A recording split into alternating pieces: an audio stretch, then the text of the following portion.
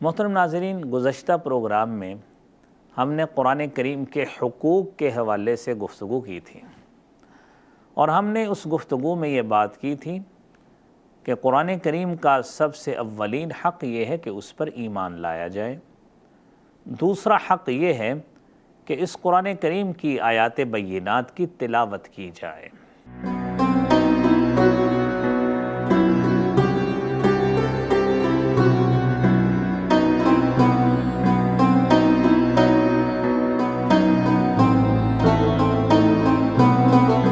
بسم اللہ والحمد للہ والصلاة والسلام علی رسول اللہ۔ محترم ناظرین کرام، پروگرام ستارہ حرم کے ساتھ میں ہوں آپ کا میزبان ڈاکٹر مسعود قاسم۔ محترم ناظرین، گزشتہ پروگرام میں ہم نے قرآن کریم کے حقوق کے حوالے سے گفتگو کی تھی، اور ہم نے اس گفتگو میں یہ بات کی تھی کہ قرآن کریم کا سب سے اولین حق یہ ہے کہ اس پر ایمان لایا جائے۔ دوسرا حق یہ ہے کہ اس قرآن کریم کی آیات بینات کی تلاوت کی جائے۔ محترم ناظرین، اس تلاوت کے حوالے سے آپ محترم ناظرین کے سامنے قرآن کریم کی آیت وہ بھی رکھی کہ قرآن کو پڑھنا کس طرح ہے، حدیث مصطفیٰ صلی اللہ علیہ وسلم کی روشنی میں 3-4 آداب بتائے۔ اب قرآن کریم کے اسی دوسرے حق سے آگے بات کرتے ہیں کہ قرآن کریم کا جو حق تلاوت ہے، تلاوت کا حق ہے، اس میں مزید کون سا ادب اختیار کرنا چاہیے۔ سیدنا عبداللہ ابن مسعود رضی اللہ تعالی عنہ بیان کرتے ہیں، نبی کریم صلی اللہ علیہ وآلہ وسلم نے ایک دن مجھے کہا، اقرأ علی القرآن یا ابن مسعود، اے عبداللہ بن مسعود، مجھ پر قرآن کی تلاوت کرو۔ میں نے کہا، یا رسول اللہ، اللہ کے پیارے رسول صلی اللہ علیہ وسلم، کیف اقرأ القرآن علیک، میں آپ پہ کیسے تلاوت کروں، حالانکہ قرآن تو آپ صلی اللہ علیہ وسلم پر نازل کیا گیا ہے۔ آپ نے فرمایا، میں آپ سے قرآن سننا چاہتا ہوں، اللہ کی طرف سے مجھے حکم ہے آپ سے قرآن سنیں۔ اور یہ حدیث حضرت ابی بن کعب رضی اللہ تعالی عنہ کے حوالے سے بھی آتی ہے۔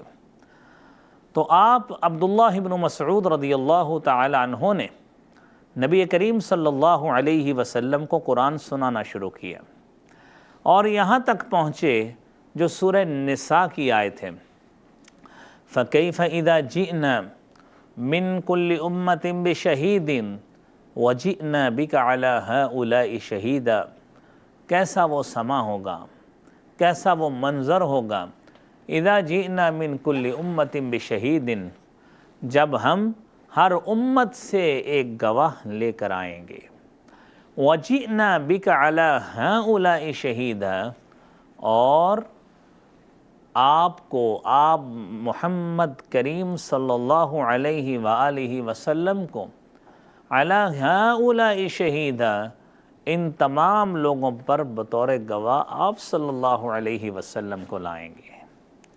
گواہی کس بات کی ہونی ہے؟ گواہی انبیاء نے دینی ہے اپنی رسالت اور نبوت کو پہنچانے کی۔ وہ الہامی پیغام، ڈیوائن میسج جو اللہ تعالیٰ نے فرائض منصبی میں آپ کی ڈیوٹی انبیاء کی لگائی تھی، انہیں بطور گواہ پوچھنا ہے کہ بتاؤ پہنچایا تھا کہ نہیں پہنچایا تھا، تو سب کہیں گے جی پہنچا دیا۔ عبداللہ ابن مسعود رضی اللہ تعالی عنہ بیان کرتے ہیں، صحیح بخاری کی یہ حدیث ہے، 5055 نمبر، اور صحیح مسلم کی 800 نمبر حدیث ہے، کہتے ہیں جب میں اس آیت پہ پہنچا، فرأیت رسول اللہ صلی اللہ علیہ وسلم، آپ صلی اللہ علیہ وسلم کو دیکھا، آپ نے کہا کف علیک قراءتک، اپنی قرات کو روک لو، اور آپ صلی اللہ علیہ وسلم کی عیناہ تذرفان، آپ کی آنکھوں سے آنسو چھلک رہے تھے۔ یہ ہے قرآن کریم کی تلاوت کا اثر۔ قرآن کی تلاوت جب اثر کرتی ہے تو اثر اس طرح رکھتی ہے۔ محترم ناظرین کرام، اور اس قرآن کریم کی قرات کو، اس کی تلاوت کو ہمیں روزانہ کا معمول بنانا چاہیے۔ نبی محترم صلی اللہ علیہ وسلم نے فرمایا کہ یقینی بات ہے یہ قرآن کا حق ہے کہ ہم روزانہ اس کا معمول بنائیں۔ آپ نے فرمایا، سنن ابی داود کی 1398 نمبر حدیث ہے، فرمایا من قرأ بعشر آیات، جس شخص نے 10 آیتیں روزانہ تلاوت کر لی، 10 آیات بینات قرآن کریم کی، لم یکتب من الغافلین، اس کو غافلوں میں نہیں لکھا جائے گا، بلکہ باخبر، حاضر اور ایسا شخص اللہ کے ہاں شمار ہوگا جو دل قلب سلیم کے ساتھ جو قرآن کریم کو پڑھتا ہے اور اس کو سنتا ہے۔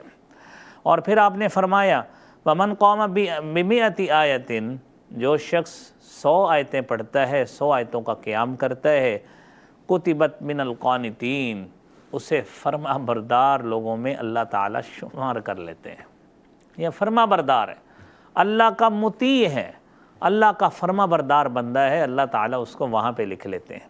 اور آپ صلی اللہ علیہ وسلم نے فرمایا وَمَنْ قَامَ بِأَلْفِ آیَةٍ، جو شخص 1000 آیت کی تلاوت کرتا ہے، 1000 آیتیں پڑھتا ہے اور 1000 آیتوں کے ساتھ قیام کرتا ہے، حضور کریم صلی اللہ علیہ وسلم نے فرمایا کتبت من المقنطرین، اس کو اللہ تعالیٰ خزانے والے لوگوں میں لکھ لیتے ہیں کہ اس کے لیے اللہ نے ثواب کے خزانے لکھ دیے ہیں۔ یہ محترم ناظرین، یہ اللہ رب العالمین کی طرف سے بڑا ہی شرف ہے، بڑی ہی منقبت ہے، بڑی ہی فضیلت ہے جو اللہ کریم کی طرف سے ان لوگوں کو حاصل ہوگی۔ محترم ناظرین، پھر قرآن کریم کا اگلا حق یہ ہے کہ قرآن کریم کو سمجھا جائے۔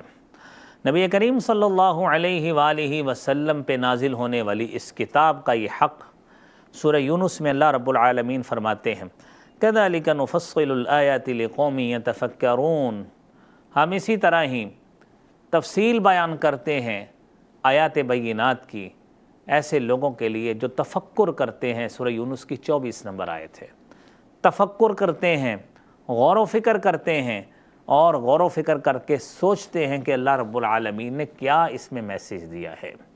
محترم ناظرین، سورہ نحل کی 44 نمبر آیت وَأَنزَلْنَا إِلَيْكَ الذِّكْرَ لِتُبَيِّنَ لِلنَّاسِ، اے نبی ہم نے آپ کی طرف یہ ذکر قرآن کریم نازل کیا لِتُبَيِّنَ لِلنَّاسِ، تاکہ آپ اسے لوگوں کے سامنے بیان کر دیں، وضاحت کے ساتھ پیش کریں۔ اور پھر محترم ناظرین، اللہ رب العالمین نے اسی قرآن کے حوالے سے سورہ صاد کی 29 نمبر آیت میں فرمایا کتاب انزلناہ الیک مبارک لیدبروا آیاتہ، کہ ایسی کتاب ہم نے نازل کی ہے آپ کی طرف۔ کیسی کتاب نازل کی؟ لیدبروا آیاتہ، تاکہ لوگ اس کی آیات پر غور و فکر کریں، تدبر کریں، سوچیں، سمجھیں، اس کے معنی کی تفہیم پہ غور کریں۔ یہ قرآن کریم کا محترم ناظرین حق ہے۔ اور پھر قرآن کریم میں ہی اللہ تعالیٰ فرماتے ہیں سورہ زخرف میں آیت نمبر 3 اِنَّا أَنزَلْنَاهُ قُرْآنًا عَرَبِيًّا لَعَلَّكُمْ تَعْقِلُونَ، ہم نے قرآن کو عربی زبان میں نازل کیا تاکہ تم سمجھ حاصل کر سکو۔ اور سورہ محمد کی 24 نمبر آیت میں فرمایا أَفَلَا يَتَدَبَّرُونَ الْقُرْآنَ، کیا یہ لوگ قرآن پہ تدبر نہیں کرتے، غور و فکر نہیں کرتے؟ ام علی قلوب اقفالها، یا دلوں پہ تالے لگے ہوئے ہیں، یہ غور و فکر کیوں نہیں کرتے؟ محترم ناظرین، قرآن کریم کا اگلا حق یہ ہے کہ اس قرآن کریم پر عمل کیا جائے۔ قرآن کریم کو صرف غلاف میں لپیٹ کر رکھا جائے، قرآن اس لیے نہیں آیا۔ قرآن کریم کو صرف دم کے لیے رکھا جائے، قرآن کریم صرف اس لیے نہیں آیا۔ قرآن کریم کو جنتر منتر کے لیے صرف رکھا جائے، قرآن کریم اس لیے نہیں آیا۔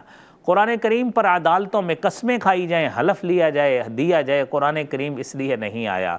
قرآن کریم کو حصول برکت کے لیے کسی خزانے میں رکھ دیا جائے، قرآن اس لیے نہیں آیا۔ تجہیز و تکفین کے موقع پر قرآن پڑھ دیا جائے، قرآن کریم اس لیے نہیں آیا۔ قرآن کریم کس لیے آیا ہے؟ قرآن کریم اس لیے آیا ہے ھدی للناس، لوگوں کے لیے رہنمائی کا باعث ہے، لوگوں کے لیے رہنمائی ہے، ہدایت ہے، لوگوں کے لیے مشعل راہ ہے، اور اپنی زندگی کے فیصلے اس کے مطابق کریں۔ قرآن اس لیے آیا ہے۔ قرآن میں 3 مرتبہ اللہ تعالیٰ نے کہا سورہ المائدہ میں من لم يحكم بما انزل اللہ فاولئک هم الکافرون، جو شخص اللہ کے نازل کیے گئے احکام کے مطابق فیصلے نہیں کرتا یہ لوگ کافر ہیں۔ اگلی آیت میں کہا فاولئک هم الظالمون، یہ لوگ ظالم ہیں، اور اگلی آیت میں کہا اولئک هم الفاسقون، یہ لوگ فاسق ہیں جو اس قرآن کے نازل شدہ فیصلوں کے مطابق اپنے فیصلے نہیں کرتے۔ تو محترم ناظرین، قرآن کریم آیا اس لیے ہے، قرآن کریم کا اگلا حق یہ ہے کہ اس قرآن کریم کی آگے تبلیغ کی جائے، لوگوں تک پہنچایا جائے، اور اس کی دلیل یہ ہے اللہ رب العالمین نے سورہ ابراہیم کی 52 نمبر آیت میں فرمایا ھذا بلاغ للناس ولینذروا بہ، یہ قرآن، یہ میسیج ایسا ہے بلاغ للناس، لوگوں کے لیے پہنچانے کا کام کیا جائے، ولینذروا بہ، اس کے ساتھ لوگوں کو ڈرایا جائے، اور یہ قرآن کریم لوگوں تک پہنچایا جائے، اس کا الہامی میسیج دیا جائے۔ قرآن کریم اس لیے آیا ہے۔ محترم ناظرین، پھر اس کے بعد سورہ انعام کی 19 نمبر آیت وَأُوحِيَ إِلَيَّ هَذَا الْقُرْآنِ، میری طرف وحی کی گئی، اس قرآن کی وحی کی گئی، لِأُنذِرَكُمْ بِهِ، تاکہ میں اس قرآن کے ذریعے ڈراؤں، وَمَنْ بَلَغَ، اور اس کو بھی من بلغ، جو اس کو آگے پہنچائے۔ قرآن کو آگے پہنچانا، اس کی تبلیغ کرنا یہ قرآن کا حق ہے۔ اور سورہ مائدہ کی 67 نمبر آیت میں اللہ تعالیٰ نے فرمایا یا ایھا الرسول بلغ ما انزل الیک من ربک، اے رسول کریم صلی اللہ علیہ وآلہ وسلم، بلغ، پہنچا دیجئے، ما انزل الیک من ربک، جو آپ کے رب کی طرف سے آپ کی طرف نازل کیا گیا، ان لم تفعل، اگر آپ نے یہ کام نہ کیا، ما بلغت رسالتہ، آپ نے اپنی رسالت کا حق ہی ادا نہیں کیا۔ محترم ناظرین، اگر اللہ تعالیٰ اپنے محبوب پیغمبر کو یہ بات کہہ سکتے ہیں تو محترم ناظرین، یہ قرآن کے حقوق ادا نہ کر کے ہم کدھر جائیں گے؟ اللہ کریم ہمیں قرآن کریم کے حقوق کو سمجھنے اور اس کے مطابق عمل کرنے اور حقوق کی ادائیگی کی اللہ تعالیٰ ہمیں توفیق عطا فرمائے۔ پروگرام ستارہ حرم کے ساتھ اپنے میزبان ڈاکٹر مسعود قاسم کو اجازت دیجیے۔